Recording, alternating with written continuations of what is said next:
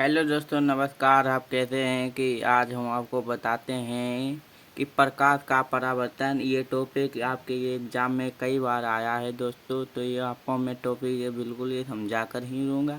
तो आप दोस्तों टेंशन मत लीजिए क्या है इसमें और ये क्या कहता है, बस वीडियो के एंड तक देखिए दोस्तों। चलिए स्टार्ट करते हैं। आप क्या स्टार्ट करते हैं कि दोस्तों लिखा है कि प्रकाश का परावर्तन क्या कहता है। प्रकाश का परावर्तन जब होता है कि प्रकाश का परावर्तन जब होता है तब प्रकाश किसी किसी चिकने अथवा पॉलिशदार पर पड़ता है, तब इसे प्रकाश का परावर्तन कहते हैं। समझिए, किसी चिकने अथवा पॉलिशदार पर पड़ता है तब इसका प्रकाश का परावर्तन होता है।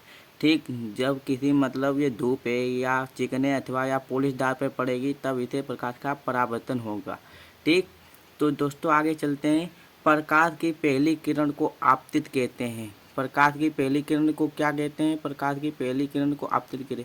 यहाँ पे मैंने कोड डबल लिख दिया है तो हम इसको एक काट देते हैं। ठीक दोस्तों, तो आपतित किरण कहते हैं जो दूसरी किरण जो दोहरी दिशा में मुड़ जाती है, यानी कि जो प्रकाश का परावर्तन होगा जो दोहरी दिशा में मुड़ जाती है तो उसे परावर्तित किरण कहते हैं। इन दोनों किरणों के बीच बीच बनी रेखा को अविलंब कहते हैं। इन दोनों को एक रेखा को यानी कि अविलंब कहते हैं। अभी हम चित्र में समझेंगे।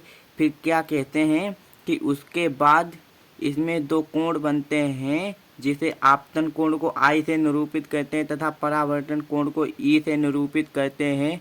ये दो किरण एक समान होते हैं, अतः ट्रेंगल आई बराबर ट्रेंगल ई होता है। अब चलिए दोस्तों समझते हैं। चित्र में आपको बड़ा ही ध्यान से समझाएंगे।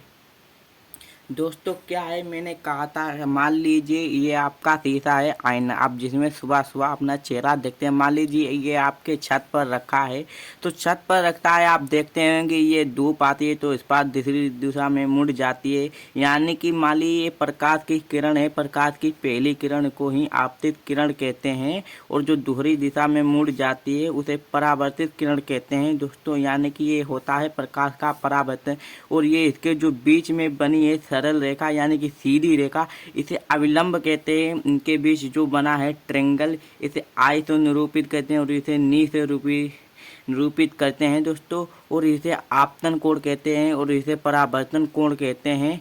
और इसमें हमने क्या कहा था कि अतः ट्रेंगल आई बराबर ई, यानी कि ये दोनों समान होते हैं, ये समान होते, ये बराबर होते हैं। तो दोस्तों आपके प्रकाश का परावर्तन समझ में आ ही हो गया। प्रकाश को परावर्तन इंग्लिश में कहते हैं light of reflection. Light of reflection.